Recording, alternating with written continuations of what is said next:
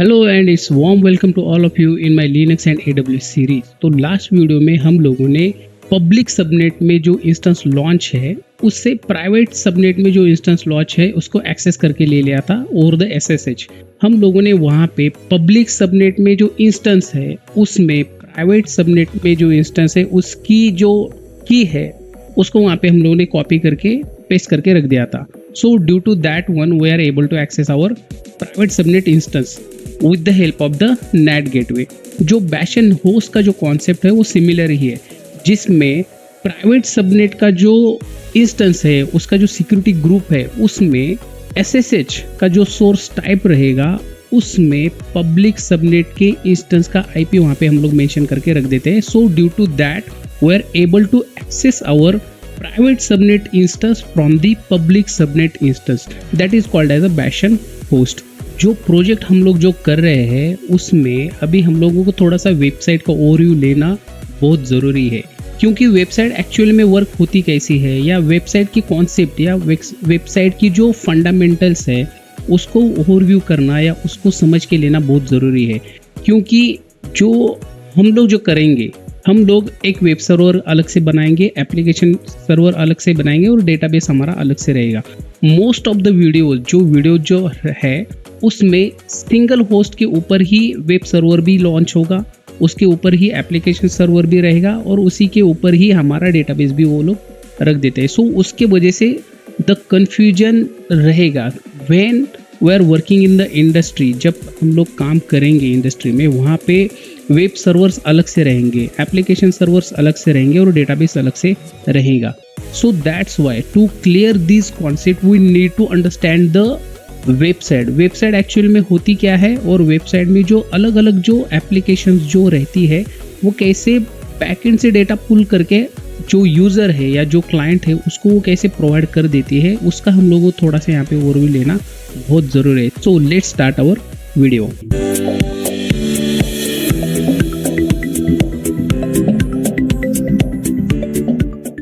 तो last video में हम लोगों ने यहाँ से यानी कि इस पब्लिक सबनेट में एक इंस्टेंस लॉन्च किया था और प्राइवेट सबनेट में भी एक इंस्टेंस लॉन्च करके ले लिया था, और from this public subnet instance we have accessed our private subnet instance with the help of the NAT gateway. अभी बैश एंड होस्ट में डायरेक्टली SSH के लिए हमारे प्राइवेट सबनेट का जो इंस्टेंस है वहाँ पे ही जो पब्लिक सबनेट का इंस्टेंस है उसका IP हम लोग वहाँ पे रख देते हैं for the SSH। So due to that we are able to access, and जो इंस्टेंस से या जिस मशीन से हम लोग प्राइवेट सबनेट के रिसोर्सेस एक्सेस करते हैं उसी को ही बैश एंड होस्ट बोला जाता है।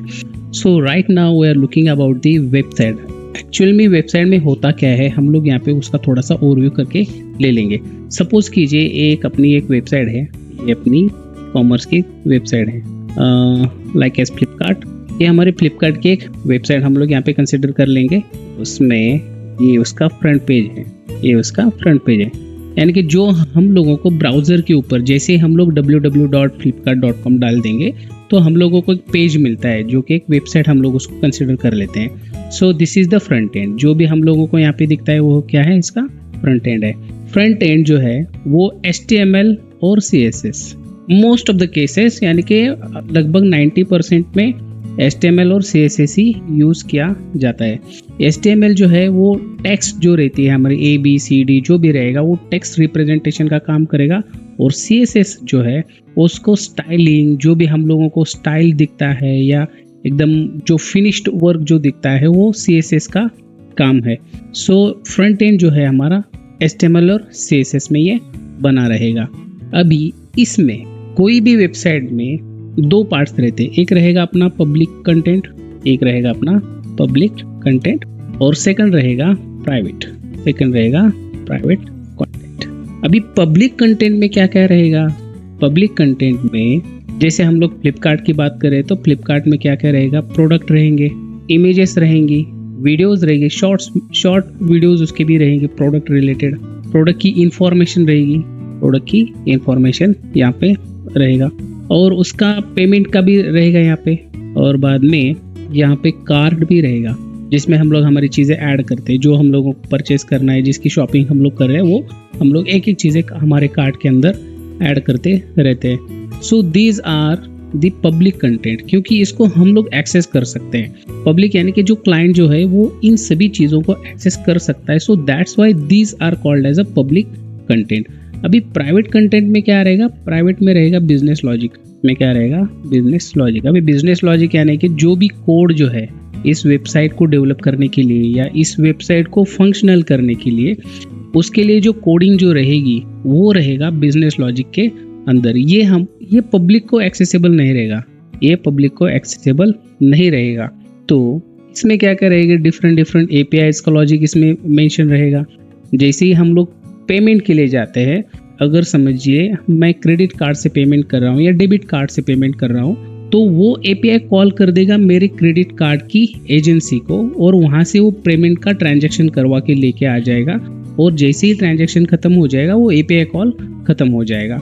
सो ये जो एपीआई कॉल जा रहा है तो उसके रिगार्डिंग यहाँ पे एक लॉजिक रहेगा, यानी कि ये पेमेंट के रिगार्डिंग हो गया। अभी जैसे हम लोग ऐड करते हैं, जैसे आगे बढ़ते हैं, तो हम लोगों को एक लॉगिन का भी मैसेज आ जाता है कि लॉगिन कर लो। वहाँ पे मोबाइल से या ईमेल से हम लोगों को क्या मिलता है, लॉगिन के लिए पूछा जाता है। जैसे मोबाइल बोलेंगे तो वो ओटीपी के लिए भी हम लोगों को एक्सेस देगा, और ओटीपी जैसे हम लोग वहाँ पे एंटर करेंगे तो we are able to log in to our account on the e commerce website और द फ्लिपकार्ट के अंदर हम लोग पहुँच जाते हैं। सो ये जो लॉजिक जो है ये रहेगा हमारे बिजनेस लॉजिक के अंदर, यानी कि प्राइवेट कंटेंट के अंदर।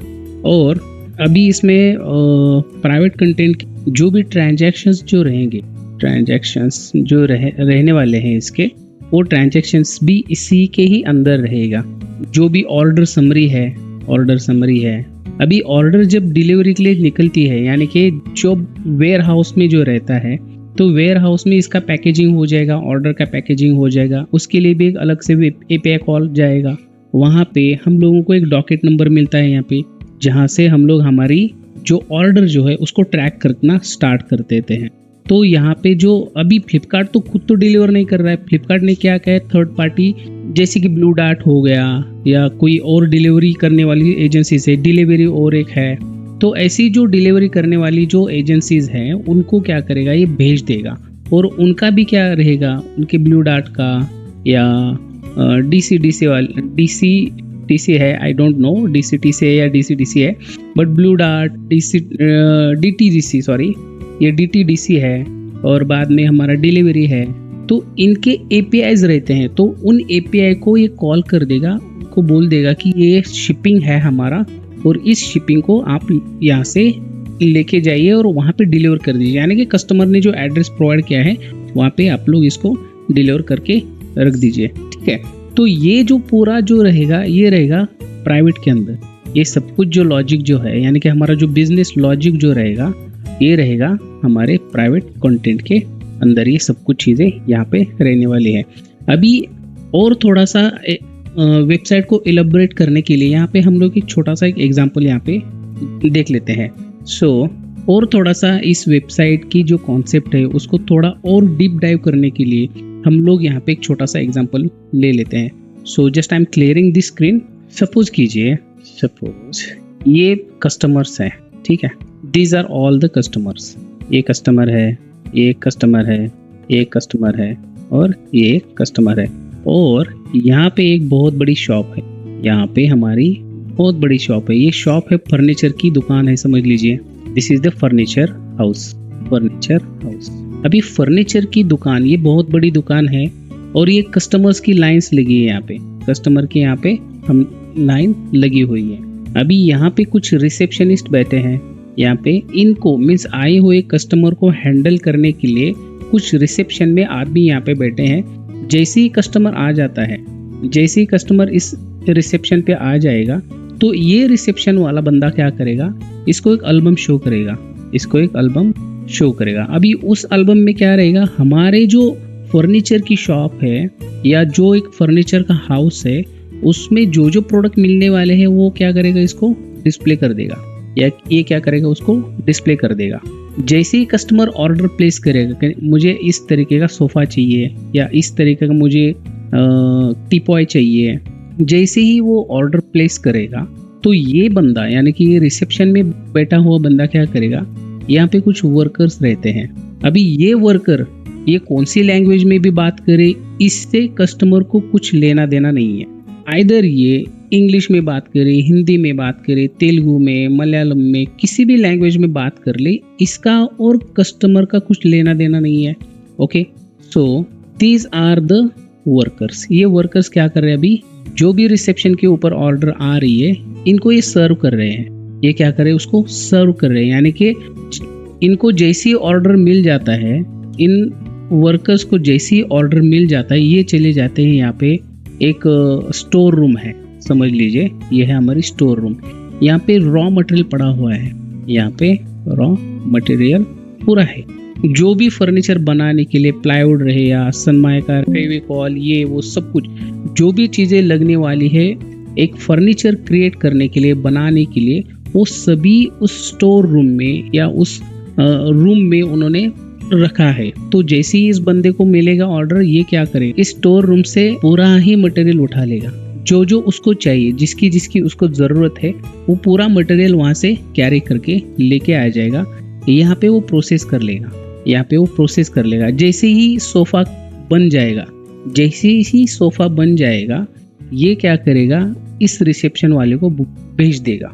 जैसे ही सोफ़ा बन गया, इसने क्या कर दिया, रिसेप्शन वाले को भेज दिया, और रिसेप्शन वाले ने क्या कर दिया, इस कस्टमर को उसको भेज दिया। सो यहाँ पे ये जो अभी थोड़ा सा आइडिया आ गया होगा कि ये रिसेप्शन में जो बंदे बैठे हैं, ये जो है हमारे, these are called as a web servers. ये क्या है, वेब सर्वर्स है, करेक्ट है। यानी कि जैसे ही कोई रिक्वेस्ट आएगी, वो पहले कहाँ पे जाएगी, हमारे वेब सर्वर के वहाँ पे। सो अभी ये जो यहाँ पे जो पार्टीशन बन रही है, यहाँ पे जो पार्टीशन बन रही है, क्योंकि कस्टमर को ये वर्कर कौन सी लैंग्वेज में बात कर रहे हैं, कैसे कर रहे हैं, उसको कुछ भी लेना देना नहीं है। सो दैट्स वाई हमारा जो ये वर्कर या वेब सर्वर जो रहेगा, ये रहेगा हमारे पब्लिक सबनेट में। ये कहाँ पे रहेंगे, पब्लिक सबनेट में। अभी जो एल्बम जो है, ये रिसेप्शन वाले बंदे जो एल्बम जो शो कर रहे हैं कस्टमर को, वो हमारा फ्रंट पेज है या फ्रंट एंड है, सभी के पास वो रहेगा। यानी कि इसके पास जो एल्बम है, सेम एल्बम इसके पास भी रहेगी, दूसरे रिसेप्शन वाले के पास भी, इसके पास भी सेम एल्बम रहेगी, इसके पास भी सेम ही एल्बम वहाँ पे रखी होगी। सो हर एक वेब सर्वर के ऊपर सेम वेब पेज होस्टेड रहेगा। वेब पेज क्या रहेगा, सभी वेब सर्वर के ऊपर सेम वेब पेज होस्टेड रहेगा। और ये जो वेब सर्वर्स जो है वो ASG में रहेंगे। ये कहाँ पे रहेंगे, ASG में, यानी कि ऑटो स्केलिंग ग्रुप के अंदर। अगर समझे कस्टमर, बहुत सारे कस्टमर आ गए, तो हम लोगों को रिसेप्शन में जो काउंटर जो है उसको बढ़ाना पड़ेगा। अगर समझे कि कस्टमर्स की अभी ज़्यादा ये नहीं है, फेस्टिवल सीजन निकल के चला गया, कस्टमर का फ्लो कम हो गया, तो we need to remove some of the reception. यानी कि हम लोगों को कुछ काउंटर ऐड भी करने पड़ेंगे, कुछ counter after the festival season हम लोगों को कुछ काउंटर घटाने भी पड़ेंगे। तो ये जो काम करेगा हमारे AWS के अंदर, वो काम करेगा हमारा ASG ऑटो स्केलिंग ग्रुप, ये काम करेगा। अभी ये वर्कर जिस लैंग्वेज में बात करे, either it may be PHP, Java, .NET, backend scripting language जो भी रहेगी, वो कोई भी यूज कर ले, उससे और कस्टमर का कुछ भी लेना देना नहीं है। सो ये जो वर्कर जो यूज करेंगे, आइदर PHP यूज करेगा, जावा यूज करेगा, .NET यूज करेगा। अभी हर एक वर्कर के पास उसका खुद का एक टूल किट रहेगा। जो भी बंदा वहाँ पे काम कर रहा है, उसके पास उसका खुद का एक टूल किट रहेगा। यानी कि PHP के लिए इसका खुद का एक टूल किट है। अगर समझिए इस बंदे का नाम PHP रखा मैंने, तो इस बंदे के पास खुद का टूल किट रहेगा, उसी को ही इसका फ्रेमवर्क बोला जाएगा। इसी को ही इसका क्या बोला जाएगा, फ्रेमवर्क बोला जाएगा, इस टूल किट को। और जावा के लिए जो जावा का है, उसका भी फ्रेमवर्क, उसका अलग से टूल किट रहेगा, उसका फ्रेमवर्क अलग से रहेगा।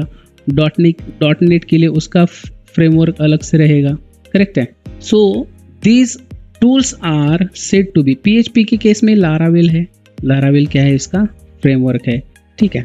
सो प्रोग्रामिंग लैंग्वेज में, यानी कि बैकएंड प्रोग्रामिंग लैंग्वेज में, कोई भी language we can use there, जो भी फास्ट एग्जीक्यूशन करेगा। अभी इनमें भी अगर ये वर्कर थोड़ा स्लो काम कर रहा है या ये थोड़ा फास्ट कर रहा है, तो depend upon our need we can use that particular language, या जिससे हम फैमिलियर है उसके साथ हम लोग बैकएंड प्रोग्रामिंग कर सकते हैं। अभी ये कहाँ पे जा रहे हैं, ये जा रहे हैं हमारे स्टोर रूम। अभी ये स्टोर रूम क्या बनी है हमारी, ये स्टोर रूम है हमारा डेटाबेस। ये क्या है हमारा डेटाबेस। अभी स्टोर रूम के लिए हमारे पास एक स्टोर कीपर रहता है, यानी कि यहाँ पे रीड और राइट का एक्सेस, यहाँ पे रीड राइट का एक्सेस किसी को भी है। कोई भी वर्कर आ रहा है, कुछ भी उठा के लेके जा रहा है, ऐसा नहीं है। तो यहाँ पे जो डेटाबेस जो बनेंगे, डेटाबेस रहेगा हमारा प्राइमरी और सेकेंडरी, यानी कि हमारे पास 2 स्टोर रूम रहेंगे। इसमें जो भी अवेलेबल है उस सेम चीज़ें यहाँ पर भी अवेलेबल। ये हमारा गोडाउन है, समझ लीजिए, ठीक है। गोडाउन नहीं कह सकते उसको, जो कैशिंग जो रहेगा, कैशिंग यानी कि हम लोग रेडिश कैशे अगर यूज़ करते हैं तो रेडिश कैशे में कंटेंट रहेंगे। अगर यहाँ पे नहीं मिलता है तो वो कहाँ पे जाएगा, डेटाबेस के पास चला जाएगा। यानी कि हम लोग इसको गोडाउन इस केस में बोल सकते हैं, ठीक है। तो प्राइमरी और सेकेंडरी ऐसे हमारे पास 2 डेटाबेस रहेंगे। और रीड की जो इंफॉर्मेशन है, यानी कि रीड, अभी वर्कर आएगा, वर्कर स्टोर रूम के यहाँ पे जाने से पहले स्टोर रूम में क्या क्या चीज़ें हैं उसको वहाँ पे बाहर ही लिस्ट डिस्प्ले हो जाएगी। यानी कि रीड ऑपरेशन वो हर एक काउंटर के ऊपर कर सकता है, यानी कि वो लिस्ट देख सकता है कि फेविकॉल है नहीं है, ये है, या जो भी उसको लगने वाली चीज़ है, प्लाईवुड है नहीं है, वो सभी चीज़ें वो क्या कर देगा, रीड करके ले लेगा, जो भी लिस्ट उसके पास सामने पड़ी होगी। सो लेकिन राइट ऑपरेशन जो है, यानी कि डेटाबेस के ऊपर राइट का ऑपरेशन जो है, यानी कि डेटाबेस में लिखने का जो ऑपरेशन जो है, वो किसी एक ही बंदे के पास रहेगा, वो एडमिन के पास रहेगा। जिसके पास एडमिन का एक्सेस है वो बंदा क्या करेगा, डेटाबेस में चेंजेस कर सकता है। अभी यहाँ पे जो डिफरेंट टेक्नोलॉजीज जो है, इसको मैं थोड़ा यहाँ पे ले लेता हूँ स्टोर रूम को, यानी कि हमारे डेटाबेस को। अभी हर एक के घर में स्टोरेज रहता है। अगर मैं मेरे स्टोर में या मैं मेरे घर में चीज़ें जिस तरीके से, यानी कि मुझे जिस तरीके से लगता है मैं उस तरीके से उसको लगा के रख दूंगा या उसको वैसा सेट करके रखूंगा, तो this is my own style. जो भी स्टाइल्स जो बन रही हैं, अभी समझिए माई एसक्यूएल, ये भी क्या है, जो डेटाबेस जो है उसमें किस तरीके से उसको सेटअप करना है, जो डेटा जो उसके पास आ रहा है उसको कैसे सेटअप करना है, ये MySQL के टाइप से रहेगा, उसके बाय चॉइस से रहेगा। बाद में MySQL है, MongoDB है और NoSQL है। सो ये डेटा जो रहेगा उसको किस तरीके से सेट करना है, उसके ये अलग अलग मेथड्स है। MySQL, MongoDB, NoSQL, ये उसके अलग अलग टाइप्स है। सो अभी यहाँ से तो उसने मटेरियल पूरा उठा लिया। अभी ये प्रोसेस जो कर रहा है, अभी ये जो प्रोसेस जो कर रहा है, ये प्रोसेस करने को ही, ये पूरा ही प्रोसेस करने के लिए हम लोगों को API की कॉल्स लगेंगे। API कॉल्स लेगा एक दूसरे की, यानी कि डायरेक्टली समझ लीजिए एक PHP वाले बंदे ने यहाँ पे बॉक्स बना के रखे हैं, तो वो डायरेक्टली इनर API कॉल करेगा, मुझे ये बॉक्स दे दो, मुझे यहाँ से फेविकॉल दे दो। यानी कि जो भी जिसके पास रहेगा वो API के थ्रू वो क्या करेगा, कॉल करके ले लेगा। और यहीं पे हमारा मिडल वेयर, यानी कि API, यहाँ पे मिडल वेयर क्या करता है, वर्कआउट हो जाता है। ये क्या करेगा, मिडल वेयर यहाँ पे काम करेगा। अभी बात रहती है हमारे एप्लीकेशन सर्वर की।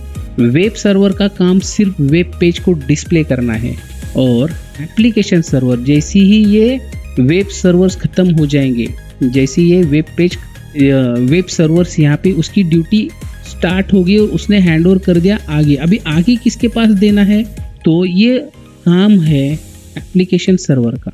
ये काम किसका है, एप्लीकेशन सर्वर का। मैं थोड़ा स्क्रीन को यहाँ पे थोड़ा क्लियर करके ले लेता हूँ। तो वेब सर्वर्स जिसके ऊपर वेब पेज होस्ट रहेगा, ये किसको हैंड ओवर करेगा, ये करेगा हमारे एप्लीकेशन सर्वर को। एप्लीकेशन सर्वर क्या करेगा, ये पूरा ही ये डेटाबेस के साथ, स्टोर रूम के साथ, सबके साथ कनेक्टिविटी बना के बैठा है। और ये बंदा क्या करेगा, जैसे ये सब कुछ, ये जो काम करने वाले जो बंदे हैं, यानी कि जो स्क्रिप्ट्स जो है, वो स्क्रिप्ट से वो पर्टिकुलर स्क्रिप्ट को एग्जीक्यूट कर लेगा। पर्टिकुलर बंदे को बोल देगा कि भाई मुझे सोफ़ा चाहिए बना के, तो सोफ़ा बना के इसको हैंड ओवर करके दे देगा। इसको एप्लीकेशन सर्वर के पास वो क्या करेगा, दे देगा। एप्लीकेशन सर्वर उसको बाद में वेब सर्वर के पास भेज देगा। और वेब सर्वर क्या करेगा, हमारा जो यूज़र का, यानी कि क्लाइंट का जो ब्राउज़र है, क्लाइंट के ब्राउज़र में उसका रिक्वायर्ड पेज यहाँ पे ब्राउज़र के अंदर डिस्प्ले करके दे देगा। अभी application server in the case of Java it is using the servlet.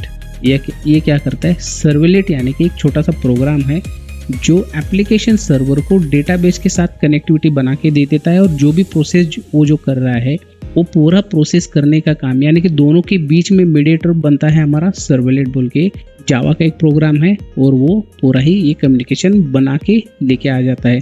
जो भी सेशंस, ये जो हम लोग बोलते हैं कि सेशन अभी स्टार्ट हुआ है, सेशन एंड हो गया है, सो ये जो सेशंस जो रहेंगे ये sessions with in the application server and the database, ठीक है। सो जो फुल्ली रिस्पॉन्सिव वेबसाइट जो रहती है, फुल रिस्पॉन्सिव यानी कि हमारे डायनेमिक। अभी कभी कभी ऐसा भी बोला जाता है वेबसाइट के केस में, स्टैटिक वेबसाइट, डायनेमिक वेबसाइट। ये डायनेमिक वेबसाइट मैं यहाँ पे लिख देता हूँ। स्टैटिक वेबसाइट में क्या रहेगा, ये जो वेब सर्वर जो पेजेस जो शो कर रहा है वो रहेगा हमारे स्टैटिक कंटेंट या स्टैटिक वेबसाइट।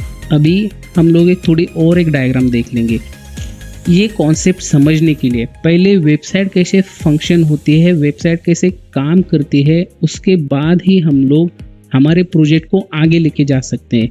क्योंकि डायरेक्टली ही पब्लिक सबनेट के अंदर जो इंस्टेंस है उसके ऊपर मैं वेब पेज होस्ट करूँगा, बाद में एक एप्लीकेशन सर्वर भी वहाँ पे डाल दूँगा, उसमें मैं एक MySQL का क्लाइंट बना के ले लूँगा और RDS में एक डेटाबेस बना के ले लूँगा, तो उससे पूरी क्लियरिटी नहीं बनेगी। क्योंकि AWS के ऊपर लैब सेटअप करना ज़्यादा टाइम कंज्यूमिंग नहीं है, बट ये चीज़ें समझ के लेना बहुत इम्पॉर्टेंट है। So I am moving to my next diagram. तो ये है मेरी और एक डायग्राम है यहाँ पे। तो इस डायग्राम के अंदर यहाँ पे एक बंदा बैठा है, जस्ट वन सेक। अभी इस डायग्राम के अंदर दिस इज़ आवर क्लाइंट, ये क्लाइंट की मशीन है और उसने यहाँ पे एक abcd.com या flipkart.com या जो भी उसको यूज़ करना है, जो भी ई-कॉमर्स या गेमिंग की वेबसाइट कुछ भी वो यूज़ कर रहा है, तो उसका वर्क फ्लो यानी कि उसकी पैकेट फ्लो किस तरीके से ये वर्कआउट करेगी, इसका थोड़ा सा हम लोग यहाँ पे ओवरलुक कर लेंगे।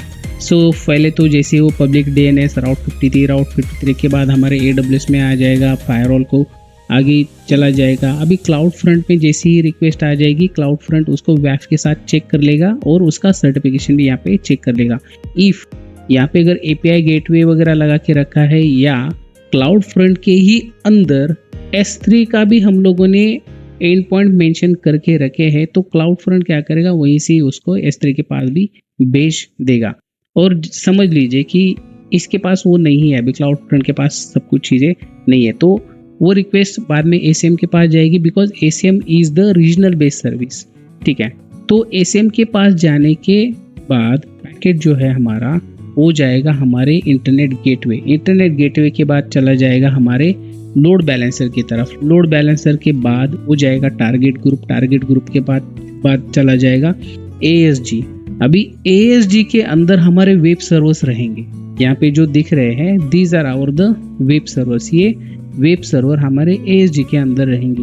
ASG जो है हमारा ऑटो स्केलिंग ग्रुप, लोड अगर बढ़ता है हमारे पेजेस के ऊपर, अगर लोड बढ़ता है तो वो क्या करेगा, इंस्टेंस की संख्या बढ़ा लेगा। अगर लोड कम हो जाता है तो इंस्टेंस जो उसका जो मेंशन काउंट है उसके हिसाब से वो वहाँ पे बना के ले लेगा, यानी कि उसकी जो काउंट जो है इंस्टेंस का काउंट वो कम करके ले लेगा। अभी इसके बाद ये जाएगा हमारे एप्लीकेशन सर्वर के पास।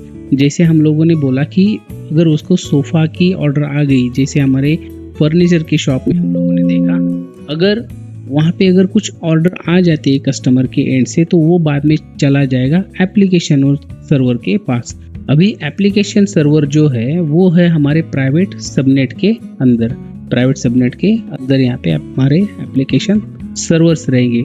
ये application servers with the help of the middleware, ये किसके साथ बात कर रहा है, अभी रेडिस क्लस्टर के साथ, या रेडिस जो हमारी कैशिंग की जो सर्विस है उसके साथ ही क्या कर लेगा, बात कर लेगा। अगर रेडिस में उसको अगर वो डेटा मिल जाता है जो वेब सर्वर को चाहिए, वो अगर उसको वहाँ पे रेडिस के अंदर मिल जाता है तो रेडिस से ही वो क्या कर लेगा, यहाँ से मांग लेगा। और यहाँ पे देखिए ये दोनों भी ये सेकेंडरी के साथ कम्युनिकेशन नहीं करेंगी, रेडिस के सेकेंडरी के साथ कम्युनिकेशन नहीं करेंगी, ये इसके ही साथ यानी कि हमारे प्राइमरी के ही साथ कम्युनिकेशन बना के रखेंगे, क्योंकि ये इसकी रिप्लिका है। ये जो है ये सेकेंडरी जो है इस प्राइमरी की रिप्लिका है। सो यहाँ पे अगर इन दोनों के पास अगर नहीं मिलता है, इन दोनों के पास अगर डेटा नहीं मिलता है, तो ये रिक्वेस्ट कहाँ पे चले जाएगी, हमारे यहाँ पे, यानी कि हमारे डेटाबेस के पास ये सब कुछ चीज़ें चली जाएगी। अभी यहाँ पे ये है AWS का मेन सर्वर है। अभी ये रीड रिप्लिका और रीड रिप्लिका, यानी कि जो राइट ऑपरेशन जो रहेगा वो सिर्फ हमारे AWS अरोरा मेन के अंदर ही राइट ऑपरेशन चलेगा। बाकी सर्वर के ऊपर यानी कि ये जो AWS अरोरा रीड रिप्लिका यानी कि इसकी ये कॉपी रहेगी। ये जो सभी जो है ये इस मेन सर्वर की ये एज इट इज कॉपी रहेंगी, बट वहाँ पे राइट का ऑपरेशन नहीं होगा, वहाँ पे बस रीड का ही ऑपरेशन वहाँ पे चलता रहेगा। सो दिस इज हाउ, जैसे ये पूरा प्रोसेस कंप्लीट हो जाएगा, यहाँ पे जो प्रोसेस जो करनी है डेटा को, जैसे समझ लीजिए हमने एक ऑर्डर प्लेस कर दी, मोबाइल हम लोगों ने परचेस कर लिया ई-कॉमर्स से या फ्लिपकार्ट से, हम लोगों ने एक मोबाइल परचेस करके ले लिया, उसका API कॉल चला गया हमारे पेमेंट गेटवे के पास। पेमेंट गेटवे ने क्रेडिट की जो एजेंसी है, सपोज कीजिए we are using the HDFC credit card, Axis card या जो भी बैंक का हम लोगों के पास क्रेडिट कार्ड रहेगा या डेबिट कार्ड रहेगा, वो उस एजेंसी के पास, उस बैंक के पास चला जाएगा, उसकी ऑथेंटिसिटी चेक कर लेगा। ये काम कौन कर रहा है, वो API कर रहा है। तो वो वहाँ पे यहाँ पे थर्ड पार्टी API को कॉल कर देगा। थर्ड पार्टी API उस पूरी प्रोसेस कंप्लीट होने के बाद जैसे उसको ऑथेंटिसिटी मिल जाएगी, हाँ इस बंदे के अकाउंट में बैलेंस है और जो जितनी हम लोगों ने अमाउंट जो रिक्वेस्ट की गई है उतनी अमाउंट इसके पास है, they are going to complete the transaction. जैसे ही ट्रांजैक्शन कंप्लीट हो जाएगा हमारे पास उसकी रिसीट आ जाएगी, हम लोगों को एक ऑर्डर कंफर्मेशन का मेल भी आ जाएगा हमारे अकाउंट में, यानी कि फ्लिपकार्ट के अकाउंट में वो ऑर्डर प्लेस्ड है वो भी बता देगा, और सेम उसी वक्त वो चला जाएगा हमारे वेयर हाउस के पास जहाँ पे प्रोडक्ट पड़े रहते हैं, जहाँ पे मोबाइल सभी रखे रहते हैं, उस मोबाइल के ऊपर ही यानी कि जहाँ वेयर हाउस है उसको भी एक नोटिफिकेशन चला जाएगा और वहाँ पे हमने जो ऑर्डर किया है उस मोबाइल की पैकिंग हो जाएगी और उसके बाद वो चला जाएगा डिलीवरी, यानी कि जो कैरियर्स जो है उनके पास चला जाएगा, वहाँ से हम लोगों के डॉकेट नंबर मिल जाएगा और उस तरीके से पूरी जो ऑर्डर की जो ट्रैकिंग जो है वो पूरी मेंशन हमारे फ्लिपकार्ट के अंदर भी दिखती है, या जो भी ई-कॉमर्स की वेबसाइट हम लोग यूज़ कर रहे हैं वहाँ पे भी हम लोगों को ट्रैकिंग दिखता है कि in next 10 days 2 days 3 days 5 days में आपका प्रोडक्ट आपके यहाँ पे डिलीवर हो जाएगा। So this is how the website is going to work. अभी इसके अंदर हम लोगों को कोडिंग वगैरह में तो नहीं जाना है या कोई लैंग्वेज हम लोगों को यहाँ पे सीखनी नहीं है, but we need to understand how the website is going to function. एक वेबसाइट के अंदर बस उसका फ्रंट पेज है और वहीं से सब कुछ चीज़ें चल रही है, ऐसा नहीं है।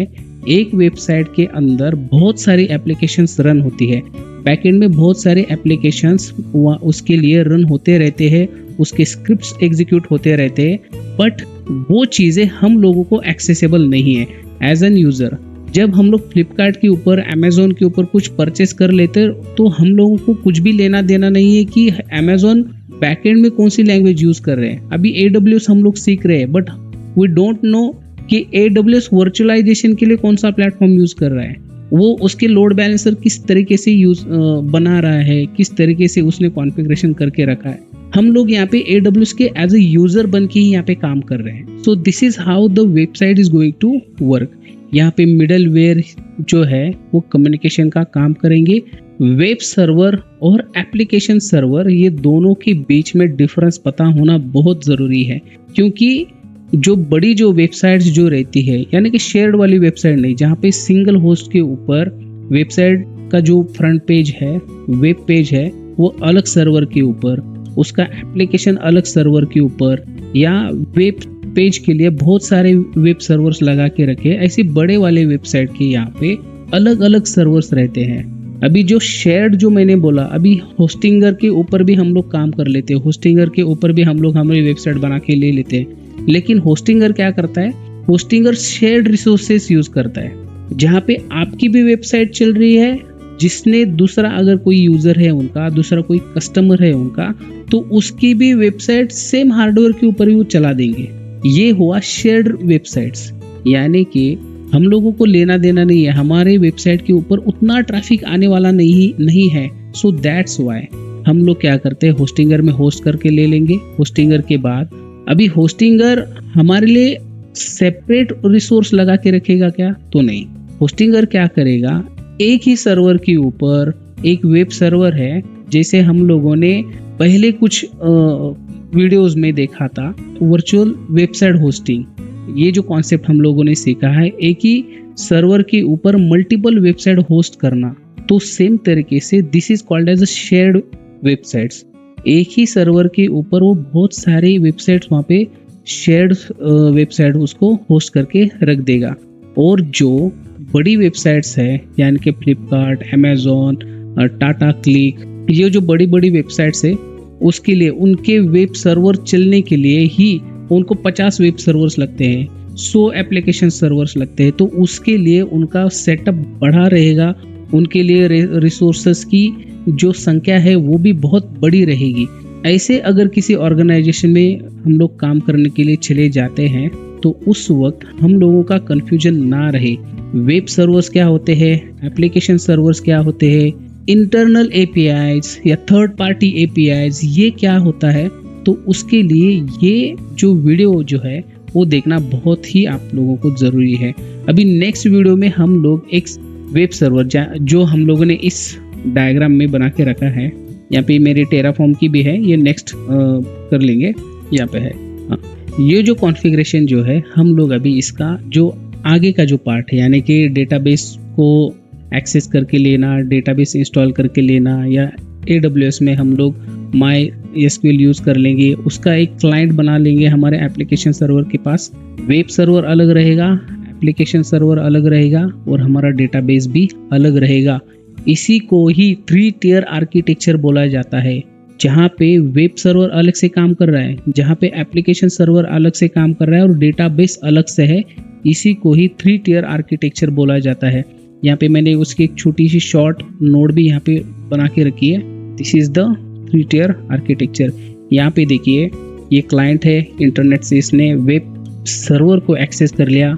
वेब सर्वर क्या कर रहा है, एप्लीकेशन सर्वर के साथ कम्युनिकेशन कर रहा है। एप्लीकेशन सर्वर ये क्या कर रहा है, यहाँ पे डेटाबेस के साथ कम्युनिकेशन करके ले रहा है। अभी जो रिक्वेस्ट जो आ रही है उसके लिए पुलर, यानी कि पीजी बाउंसर का क्लस्टर, ये भी बहुत सारी चीज़ें इसमें इन्वॉल्व रहती है। यानी कि डेटाबेस के साथ कम्युनिकेशन हम लोग अकेले तो नहीं है, हमारी अकेले की तो रिक्वेस्ट नहीं जा रही है, बहुत सारा पब्लिक है, उनकी भी रिक्वेस्ट जा रही है। तो ये जो रिक्वेस्ट सर्व करने के लिए, डेटाबेस के साथ बार बार कम्युनिकेशन करने के लिए, ये अवॉइड करने के लिए रेडिस यूज किया जाता है most of the cases. But अभी हम लोग यहाँ पे जो 3 टियर आर्किटेक्चर जो देख रहे हैं, उसके लिए ये पूरी जो रिक्वेस्ट है उनको पुल करके उनको सर्व करने के लिए यहाँ पे पुलर भी यूज किया जाएगा। यानी कि जो हमारा पीजी बाउंसर जो है यहाँ पे वो यूज किया जाएगा। अभी वेब सर्वर के अंदर क्या क्या रहेगा, web server host the website, collection of the web pages, run the web server software, जैसे कि अपाचे, HTTP, Nginx है। मल्टीपल भी हो सकता है, यहाँ पे लिखा है मैंने शेयर्ड होस्ट, यानी कि जो छोटी वेबसाइट जो रहती है, जैसे हमारे पोर्टफोलियो की वेबसाइट है, या किसी ने रिज्यूम की वेबसाइट बना दी है, जो होस्टिंगर के ऊपर होस्ट है, तो वो शेयर्ड होस्ट में वो चली जाएगी, यानी कि वो छोटी वेबसाइट है। लेकिन डेडिकेटेड होस्ट में क्या रहेगा, single host, a single website, यहाँ पे हाई ट्रैफिक रहेगा, यहाँ पे बहुत सारे कस्टमर्स एक्सेस करते रहेंगे, तो उनको हाई अवेलेबिलिटी मिलने के लिए बहुत सारे वेब सर्वर्स वहाँ पे अलोकेट रहेंगे। एप्लीकेशन सर्वर में क्या रहेगा, specifically design to run the application, include both hardware and software that provides an environment for the programmer to run. यानी कि जो प्रोग्रामर जिनने जो स्क्रिप्ट्स जो लिखी है उसको रन करने के लिए जो एक प्लेटफॉर्म प्रोवाइड करता है, उसी को ही हम लोग एप्लीकेशन सर्वर बना के ले लेते हैं। अभी इसमें क्या इंस्टॉल रहेगा, MySQL to access the database. इसमें ही MySQL इंस्टॉल रहेगा जो डेटाबेस के साथ कम्युनिकेशन कर लेगा। तो यहाँ पे 3 टियर आर्किटेक्चर में सच पूरी तो चीज़ें मैंने बोल दी है यहाँ पे। If you want to take the screenshot of this diagram, you can take the screenshot of this diagram and understand what is the concept about the web server and the application server. So I think this is the good discussion about the 3-tier architecture. जैसे जिस तरीके से हम लोगों ने start किया है, जो एक प्रोजेक्ट के ऊपर हम लोग काम कर रहे हैं, यानी कि इस प्रोजेक्ट के ऊपर हम लोग काम कर रहे हैं, इसके ऊपर हम लोग काम कर रहे हैं, तो अभी तक हम लोगों ने पब्लिक सबनेट से प्राइवेट सबनेट के इंस्टेंस को एक्सेस करके लिया है, वहाँ तक हमारी लैब आ चुकी है। ये पूरा जो डिस्कशन इस वीडियो में किया है, आगे जाके कन्फ्यूजन ना रहे इसके लिए ही आज की ये वीडियो बना के रखी है। So I think that's the end of this video and bye.